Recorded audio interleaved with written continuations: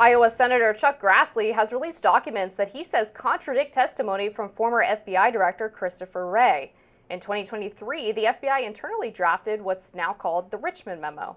In a nutshell, that memo suggested that there could be a link between traditional Catholic groups and domestic extremism. Now, the FBI docs Grassley released show that the notorious Richmond Memo was distributed to more than 1,000 FBI employees around the country. Moreover, the new tranche shows more documents of a similar bent existed. Then FBI Director Christopher Wray testified about the memo in July 2023. Here's what he had to say. Your FBI wrote a memo talking about radical traditional Catholics. I'm just wondering if you could define it for us. Well, what I can tell you is you're referring to the Richmond product, which was a single product by a single field office, which as soon as I found out about it, I was aghast and ordered it withdrawn and removed from FBI systems. In a recent letter to FBI Director Kash Patel, Grassley wrote, Director Wray's testimony was inaccurate not only because it failed to reveal the scope of the memo's production and dissemination, but also because it failed to reveal the existence of a second draft product on the same topic intended for external distribution to the whole FBI. He continued, I continue to investigate the Richmond Memo and the culture at the FBI that allowed it to be produced and approved. Lots to discuss on this one, Amber. So I will take the view that the FBI didn't really do anything wrong here, and I'm sure you have a very different view on that. But let me just explain as best I can why I think that. One of the things that comes up often in political debates from the right is the idea that because of wokeness or leftism, we are not using the words that we should, we're not calling things what they are. And the criticism in this case is that traditional or radical Catholicism is somehow being unfairly blamed or unfairly painted as being linked to extremism. This case goes back to a guy who came onto the FBI's radar initially because he was predicting civil war and was talking about the murder of politicians. This guy then joins a self-described traditionalist Catholic congregation in 2022. He is continuing online to talk in very extreme terms. He described himself as a rad-trad Catholic clerical fascist. He then went on to acquire weapons, to buy a truck, and on an online video saying it was the last thing he was doing to prepare for an attack. Various other actions that at a bare minimum made him a legitimate target for an FBI investigation. To then pretend that his religious views were not part of that worldview when he explicitly said they were seems nonsensical to me. There was an obvious through line between the religious beliefs he held and what he was apparently planning to do. The problem, though, is that his apparent religious beliefs were completely inconsistent with the Catholic faith.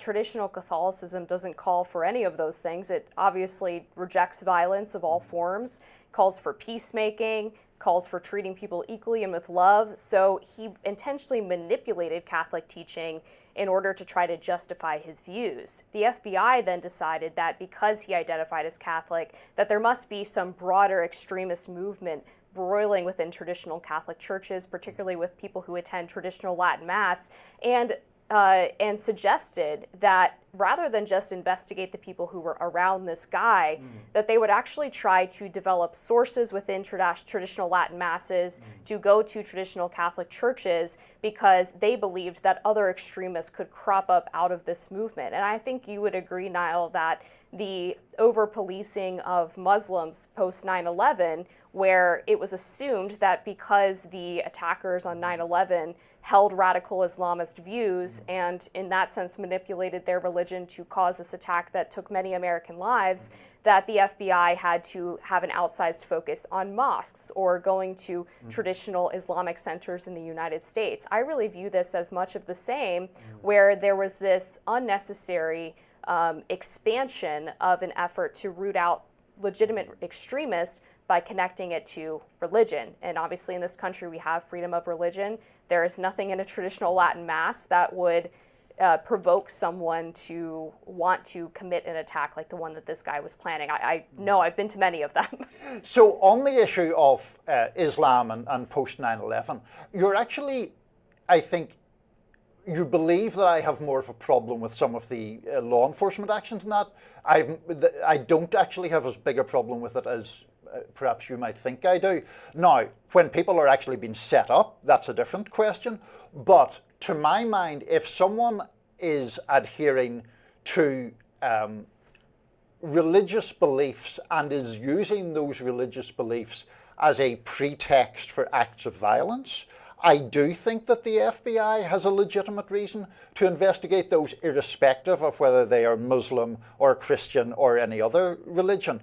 And this goes, I think, to a bigger philosophical difference, perhaps, which is that as someone who is secular, I sometimes think that there is a tendency among religious groups of various kinds to not only say we should have freedom of religion, which of course you should, but to use religiosity as a kind of shield or cape to claim exemption from the same kind of investigations that would pertain to a non-religious person carrying out the same actions for a political purpose, for example, a Marxist purpose or an extreme right white nationalist purpose. And in relation to the radical or traditional Catholicism, one of the reasons the FBI sent out this memo in the first place was that they did cite at least two other instances. One, a guy who's now deceased in Portland, who was posting photos of himself inside a church with the suggestion that people should, quote, join the Catholic Taliban, and was being investigated for civil disturbance, vandalism, and weapons violations. And a separate guy in Milwaukee who was similarly hewing to, I would say, extreme or radical Catholic beliefs and was going around trying to buy untraceable guns. So it's not that everyone who is a traditional Catholic or who has a problem with Vatican II is a terrorist threat, but it is saying there are these instances of overlap. So in the same way as we might look at a quote-unquote radical mosque, we can look at individuals within these radical Catholic but the problem is they're congregations. citing 3 individuals of the largest religion across the globe with millions of adherents in the United States, tens of millions of adherents in the United States, and suggesting that it's the teachings, the theology, the ideology of the Catholic Church that led these people to do this, but they haven't identified anything in Catholic teaching that would actually spur those beliefs. Well, you're saying Catholic teaching. I mean, their argument is, or was, that there was a fringe version of Catholicism that had considerable overlap with anti-Semitism, white nationalism, anti-gay hatred. And they're saying that because there was that overlap, it is legitimate to have these investigations. They are not saying the Bible says that people should kill the Jews. It's saying that there is overlap in these rather fringy versions of Catholicism with these activities. But there is no fringy version of Catholicism. It's a very top-down religion, right? Anytime you go to Mass, you can go anywhere in the world. I was just in Portugal. I went to a Mass. It was in Portuguese. I still could follow along and know exactly when to kneel, sit, stand, which prayers to recite. It is very consistent at every Mass you go to. Everybody teaches the same exact thing. So what's the fringe Catholicism? Well, but you say it's top-down, but these guys were attending church services that do not recognize Vatican II, right? It's not that they don't recognize Vatican II. There's still an allowance from Rome that there are exceptions and abilities for churches to celebrate traditional Latin Mass. And right, but they're not part of the, what is the correct terminology? They're not part of official Catholic communion, is that right? Oh, then they're not Catholic. Well, I believe that that was one of the factors cited in these things, that it was the Society of St. Pius X, I believe, is the organization in particular that has been cited as I think it's fair to say, fringy, but perhaps you... Yeah, I mean, fundamentally, if you're not in communion with the Catholic Church, then to blame fringe Catholicism is definitionally inaccurate, because if you're not in communion with the Church, you're not Catholic. Well, I think they're saying It's not that, like the Southern Baptist Convention where they have like all of these offshoots, right? right. I mean, they are saying that the traditional, what do they say, radical traditionalism, is a version of the Catholic Church that its adherents believe to be the keeper of the flame of true Catholicism. no? Yeah, I think that shows that they don't really know that much about Catholicism. But Fair enough. California Governor Newsom dissing the majority of California voters? We'll get into that next.